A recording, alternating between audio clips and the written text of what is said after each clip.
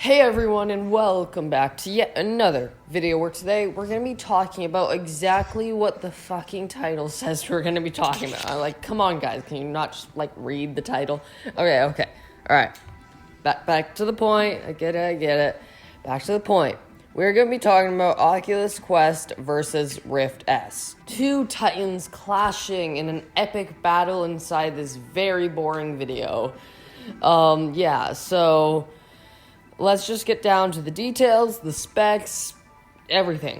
We are going to have a total of 9 categories, right?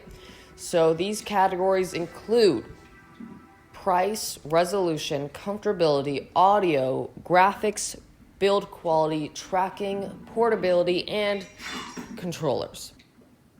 These are the most important stuff for a VR headset. You may notice that I did not include games this time, whereas in my PSVR versus Oculus Quest battle video versus video, whatever you want to call it, I included games, but this time I didn't. Well, the reason why is that I've had a change of heart about that. Basically, I don't think it's fair to put games as a category in this, as if somebody is watching this 2 years from the future, that category is basically worthless then. So we've gotten rid of that category, but we've added a few others. Alright, so let's get into this. The Oculus Quest is a standalone VR headset coming in at a price of $399. And the Rift S is coming in at a price of $399 as well. Although I do have to mention that the Oculus Quest is only going to cost $399 if you get the 64GB version. But I would definitely suggest the 64GB version over the 128GB version, as the 128GB version will run you $499. That's an extra $100 and is really not worth it. 64GB is plenty. But despite the fact that they're the same price, I have to give the point to Oculus Quest. The reason why is that the majority of humans do not have a VR-ready gaming PC. Alright? Most people don't have one of those. And so if you don't have one, then that's going to cost you $700. And I'm sure that you can build one for cheaper, but if you are going to buy one, it's going to cost you $700. Just look at the Oculus's official website, and it'll show you there $700 is the cheapest you can buy one. And that's on top of the already $400 headset, meaning that you're going to end up spending $1,100. Alright, but to be fair, if you do have a gaming PC, then you can just count this category as a tie, okay? As if you do have a gaming PC, then they cost the same price, alright? So count this as a tie if you have a gaming PC. If not, then give the point to Oculus. Or Oculus Quest, I meant. Next, we got resolution. Now, the Oculus Quest has a resolution of 1440 by 1600 per eye. This is the same exact resolution as the Valve Index and the HTC Vive Pro, alright? Those headsets cost around $1,000, so it's very impressive that the Oculus Quest has such a high resolution. Whereas the Rift has a resolution of 1280 by 1440 per eye. But don't get me wrong, that is still a good resolution, and it's much better than the original Rift, which had a resolution of 1080 by 1200 per eye.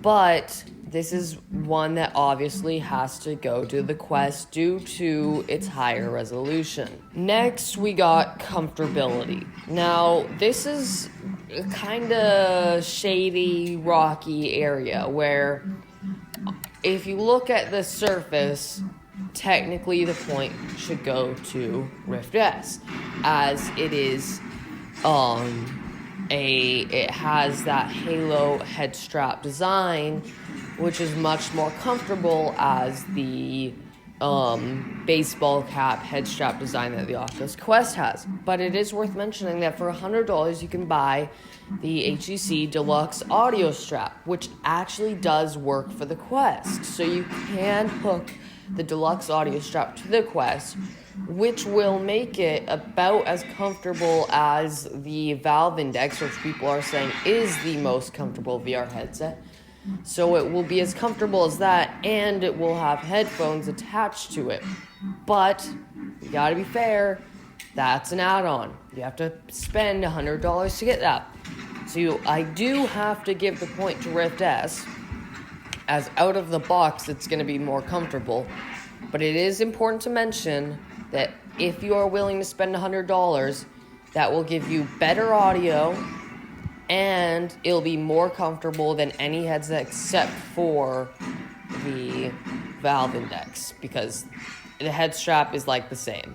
Next we have audio. Now audio is, again, that's a bit murky, as it's a tie if you do nothing, right? They use the same speaker, it'll go just as loud, but it's not that great. It doesn't go that loud. When I'm using my Quest, I have to have the volume all the way up, and despite the fact that I do not own the Rift S, I have spent a lot of time using one, as one of my friends have one, and so to make this review, I went over to his house like every day to try it. He started to get very annoyed, but besides the point, audio's a tie unless you have the deluxe audio strap that I mentioned from the last category.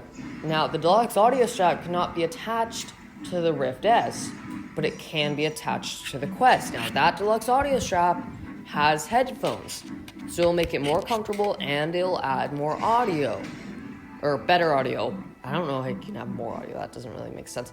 Yeah, because you'll have built-in headphones. So, that's kind of killing two birds with one stone. If you do plan on getting that, you can give the comfortability and audio categories to Quest, of course. But if you don't plan on getting that, then it's a tie, because they use the same speaker system, you know.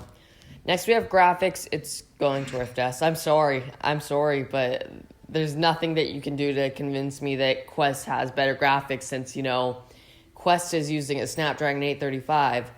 Rift S is using a fucking gaming PC. But to be fair, Quest is a standalone headset, but yes, graphics are better on Rift, so we'll give it to Rift. Next, we have build quality. Now, build quality is not really a part of this that you'll think of often, but when you get your headset, you will notice it. I have held both of these headsets at the same time, and I can tell you that the build quality is much better on Quest. And I think the reason why is that Oculus outsourced the Rift S to Lenovo. Now, the plastic that they used for the Rift S just feels very cheap, not very sturdy. It's not bad. Now, keep in mind, you're going to be wearing this headset. It's not like you're going to be groping it the whole time that you're using it. And if you are, then, man, you got issues. But, yeah, the build quality is just, like, the texture. It feels... The best way I can describe the Rift S, as far as build quality goes, is it feels hollow, right? And I would be very worried about that Halo head strap breaking, right? So I have to give this category to Quest, all right? Because Quest has, one, it limits the plastic. The plastic is only on the front. Everywhere else, you have this nice fabric, this breathable fabric. And as far as the head strap goes, you're not going to be worried about breaking it, since, for a couple reasons. One, it's removable, so you can probably buy a new one off of eBay. And two, it's not made of plastic. It's like a rubber kind of, not rubber, but you know what I mean. It's not going to break. All right, next we have tracking. Now, this is a very close call, but it does have to go to Rift S, as the Rift S and the Oculus Quest both use inside-out tracking using the Oculus Insight system. But the difference is the Rift S uses a different camera layout. It has 5 cameras, whereas the Quest has 4. Now, the only place that the tracking is going to be improved is on the very top where the 5th camera is.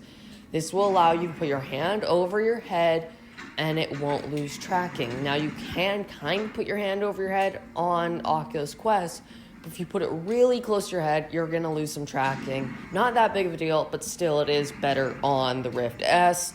So I also have to give this category to the Rift S because it has better tracking. Also, its pass-through is better as it uses a system to, kind of hard to explain it, but it makes the proportions to the pass-through better.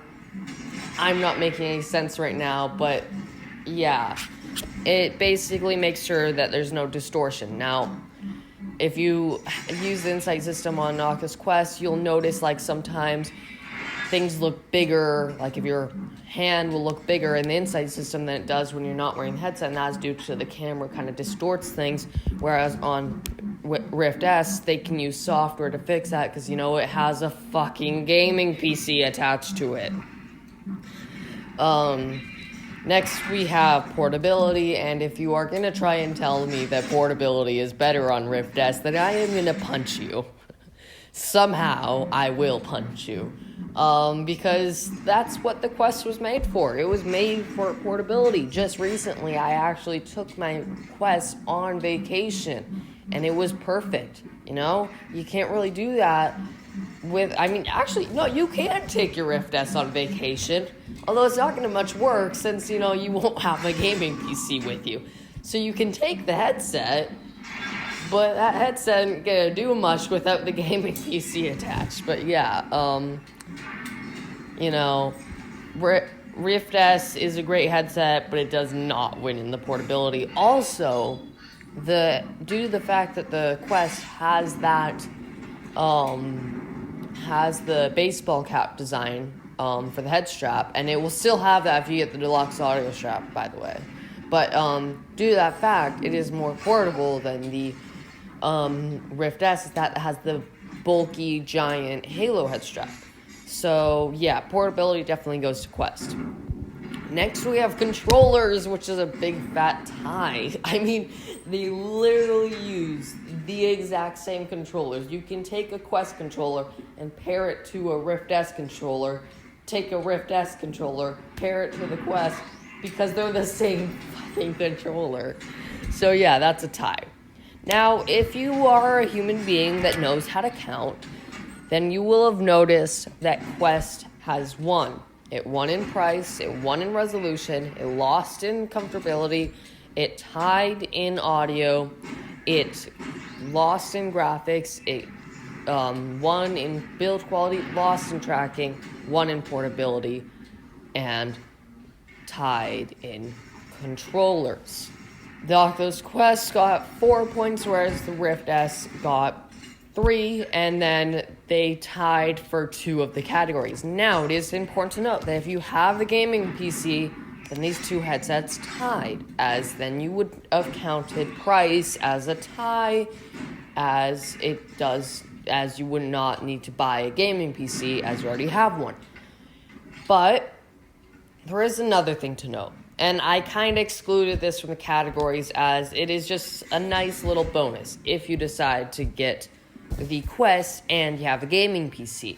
See, if you install Virtual Desktop and then sideload the feature that will allow you to access Steam, Steam Link or whatever it's called, you'll be able to play PC VR games streamed to your Oculus Quest. And if you go the Virtual Desktop method, then there's not going to be much lag. If you use I think it's like RiftCat or ALVR, then you're going to have more lag as it's not as perfected as it is on Virtual Desktop. So if you have a gaming PC and you're on the fence, I'd say that is definitely something to consider. You will still be able to play Steam VR games on your Quest. It's just you're going to have to install Virtual Desktop, which will cost you $20 to be fair. Or you can use ALVR or RiftCap, then it's going to be a bit more laggy, but all that's up to you. That's just something to consider because, if you're on the fence, you might want to know that. So, what do you think about my conclusion to all of this? Do you think that I'm full of shit, or do you agree with me? I'm not trying to say that one is better than the other. They're both great headsets, and it really does depend on your condition. Obviously, if you're going to get the deluxe audio strap, then the Quest definitely wins. But if you're not, then maybe not. Also, if you have a gaming PC, then it's definitely a tie. Or Rift 1, whatever. I don't know. It's all up to you guys. Both are great headsets. Both are something to consider. Please do not yell at me in the comments. Yeah. Alright, I'll see you guys in the next video. Peace out.